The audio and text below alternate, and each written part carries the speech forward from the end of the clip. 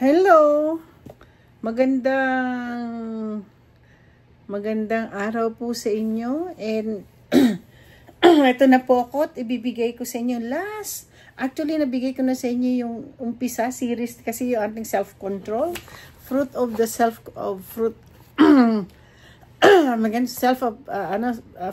self-control.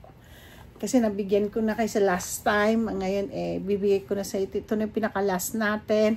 At nako, I don't know if I can say so depressing outside. Madilim na, umuulan pa, malamig pa.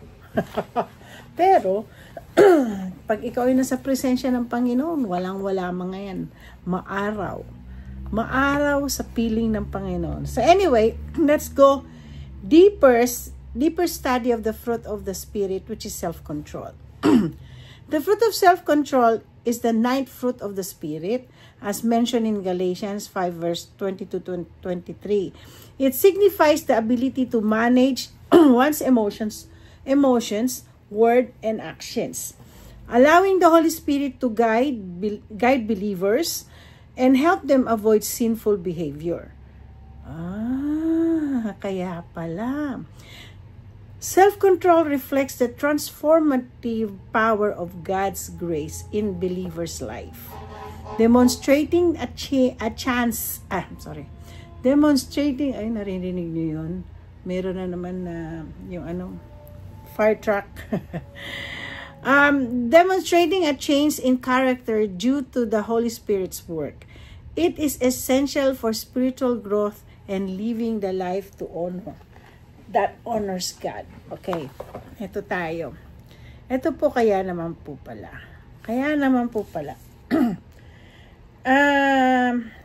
Kasi ako dati wala akong self-control. Hindi ko makontrol ang galit ko nung araw. Pero because glory to God, nasa presensya ng Holy Spirit ay nasa akin at nakokontrol ko lahat ang mga hindi magagandang dapat igawin. Right? Kasi ano bang nangyayari sa yung buhay natin is to honor God. Are we honoring God? Yan. Ito lang naman na, simple lang po Are we honoring God? Kasi mga ibang tao, isip kasi nila, they're doing good. They're doing right. And they said that God is with them. Pero, the way you see it, they create stories. They say negative things. Minsan hindi nila nakikita na sa social media sila na hindi nila mapigil ang kanilang bibig at nagsasalita po sila ng hindi magaganda against some people. Okay? Do we honor God with it? Are we honoring God? Telling stories which is not true, are we honoring God? Saying bad things. Kaya nga, di ba, sabi ko pala sa live ko about,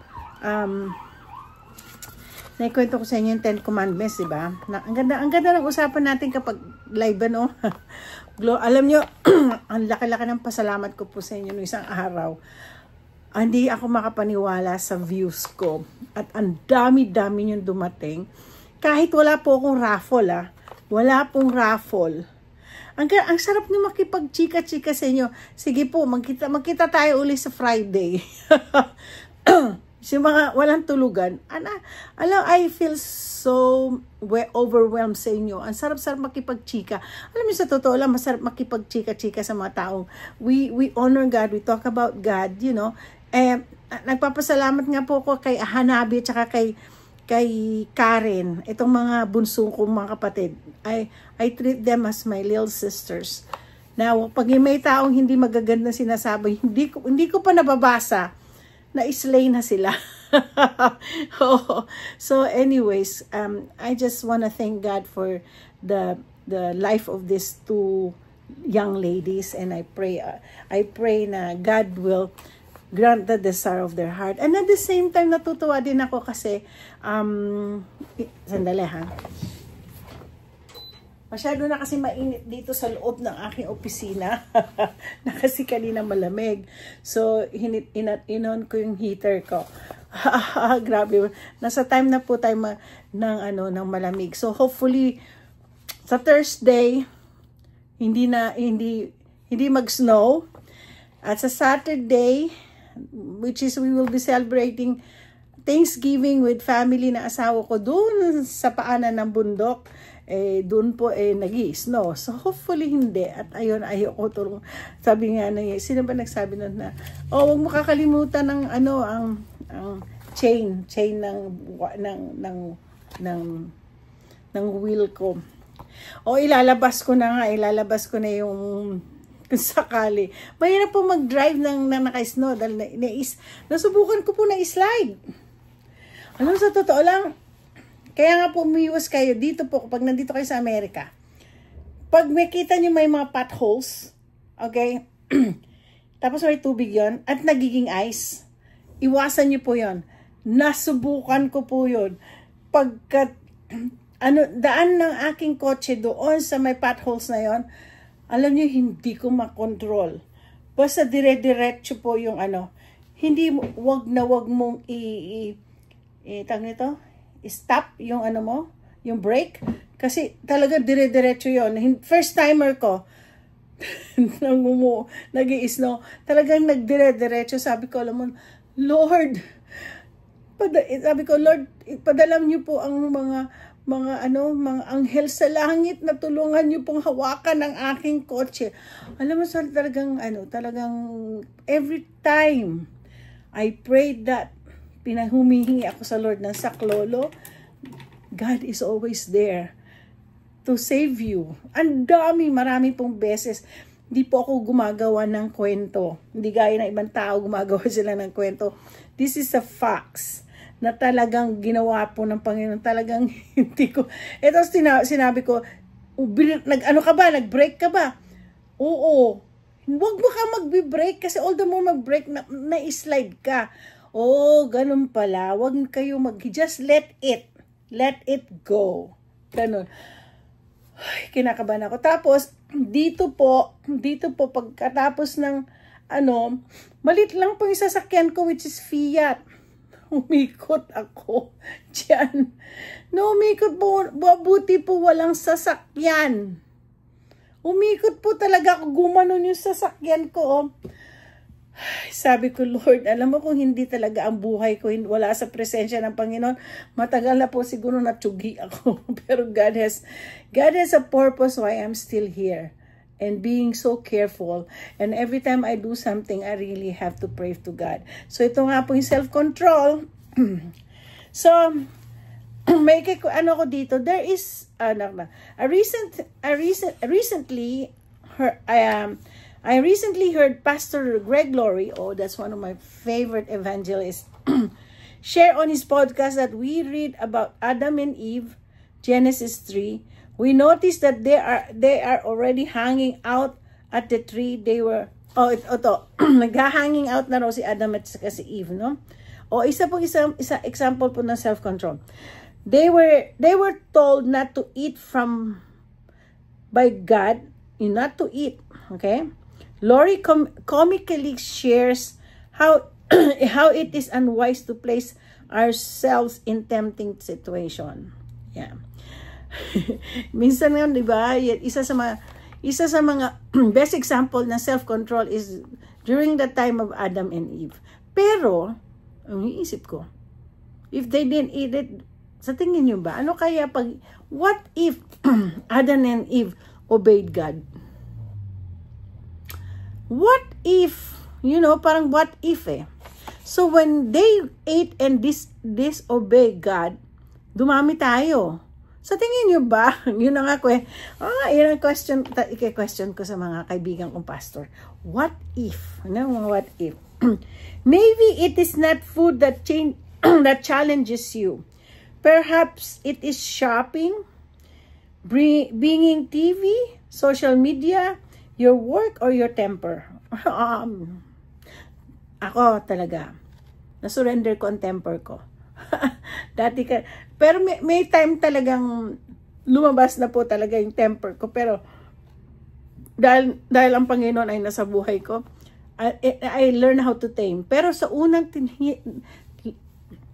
pagrinig ko, ay sa totoo lang po, ang grabe, ang dami nyo makikita do hindi ako nagmumura.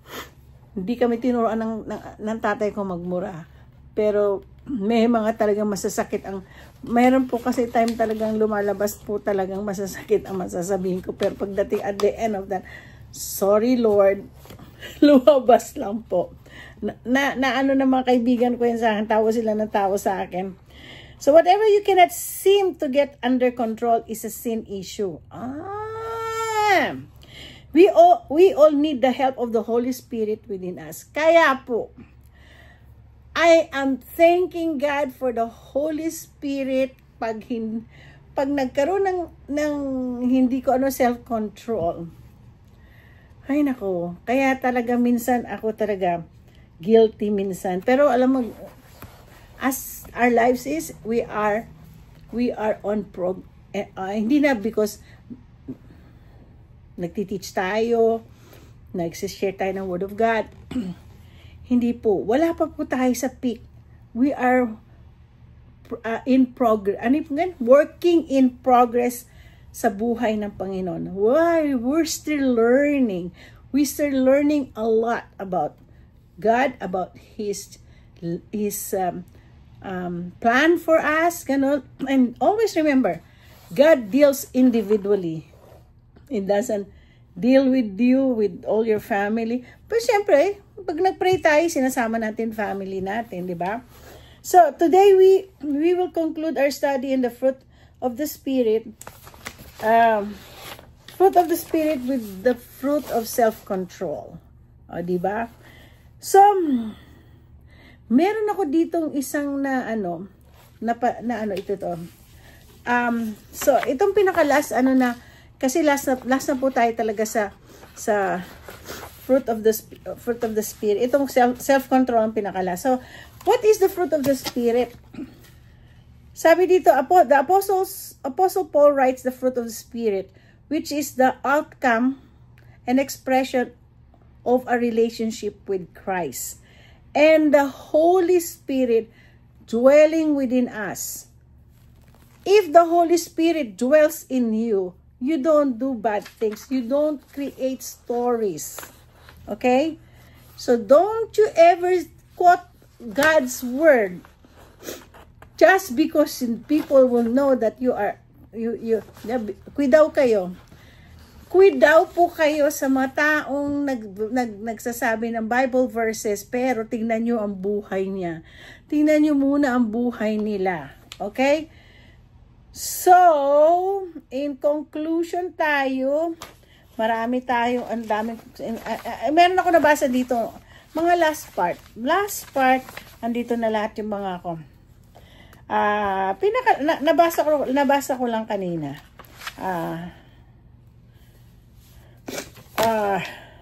Sabi dito, meron mga question dito, did Jesus talk about the fruit of the Spirit?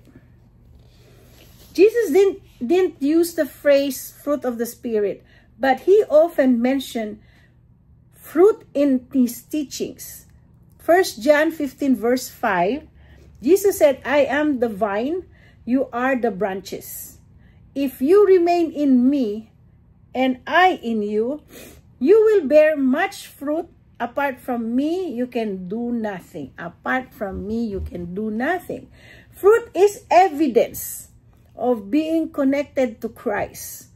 Just as branches of a tree or a grapevine have to be connected to the trunk and to bear grapes or apples. In Matthew 7:16 verse 20 says, Jesus warned his followers to be wary of false. Ito lang po yung sinasabi ko po sa inyo. Warning, kuidaw. False teachers, by their fruit. Ay, tingnan nyo, alam mo, ang galing-galing ng Lord, Kasasabi ko lang kanina, di ba? Ito na po, ito ng confirmation na, kung ano sinasabi ko, kino-confirm lang ng Lord through Matthew 7 verse 16 to 20. By their fruit, you will recognize them. Do people pick grapes from thorn bushes, or figs from thistles? Likewise, every good tree bears good fruit, but a bad tree bears bad fruit.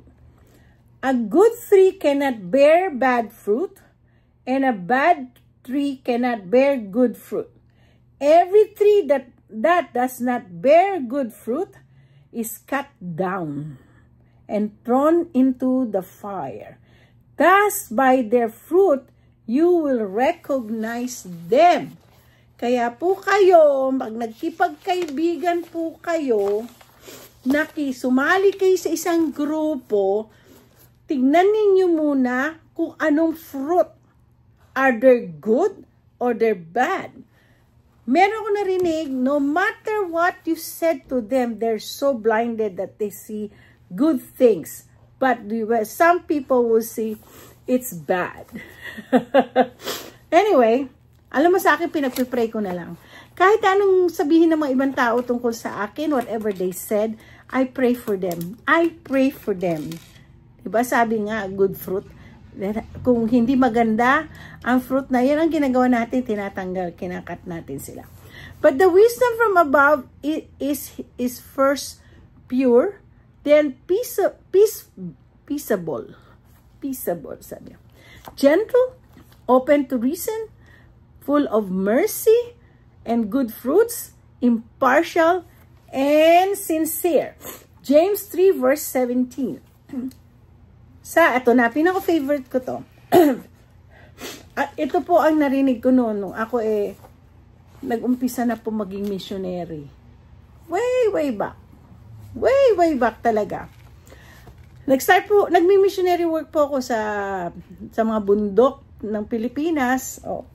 But dala-dala namin Bible. Sa China po, nasubukan ko pong smuggle po kami ng Bible sa loob ng China. Ang sarap ng feeling. Siyempre, tapos nag-training and seminar po kami sa Israel. That was 1995. How to be a worshiper. So then, ito na po. Favorite ko to ang John 15 verse 16. You did not choose me, but I chose you, and appointed you that you should go and bear fruit, and that your fruit should abide. So whatever you ask the Father in my name, in His name, He may give it to you. O di ba? Ito nga po nasasabi ko nga sa Lord, Lord, I am been made by you to be a prayer warrior. Kasi ako ang pinagpipray ngayon, ako nagpipray. Dami po tayo talaga. Saka dami natin pag-pray. Oo. Hindi po ako nagre-reklamo. I just love doing it. So, Matthew 3 verse 18 says, bear fruit in keeping with repentance. Kaya nga po ako, pag meron akong binitawan talagang hindi sabi ko na naman, I don't cuss. Pero masasakit po minsan lumalabas. Which is, pag may lumalabas sa akin, which is true. True talaga, true. At the end, sabi ko, Lord, forgive me. Bear fruit in keeping with repentance. Matthew 7 verse 15 to 18. Ito kailangan ko i-share sa inyo. Matthew 7 verse 15 to 18. Beware of false prophets. Kasasabi ko lang, who come to you in sheep's clothing, but inwardly are ravenous wolves. Para silang mga wolf. Nakita niyo yung character ng wolf, di ba? Mga mga backstabbers, mga kala mo maganda ngayon, pero at the back, backstabber nga. Be careful with that. Di ba nakakatakot ang wolf? You will recognize them by their fruits. Are grapes gathered from thorn bushes? Kasi sabi ko lang to sa inyo, a healthy tree cannot bear bad fruit, nor can a diseased tree bear good fruit. Colossians 1 verse 10 says, so as to walk in a manner worthy of the Lord, fully pleasing to Him, bearing fruit in every good work, and increasingly in knowledge of God. Ito nang last, Romans 6 verse 22. But now you have been set free from sin and have become slaves of God. The fruit you get leads to sanctification, and it's an eternal life. Romans 6 verse 22. Maraming salamat po. Don't forget to like and subscribe. Naka 20 minutes po tayo. Sinama ko na lahat. And don't forget, okay? Being a Christian, you got to abide. You got to follow the 9 fruit of the Spirit. And also don't forget, we are in battle. Ang battle natin is not about people, about yung other countries, is principalities. Ano pong principalities? Si Satan. So, Satan is just right there. So what we have to do?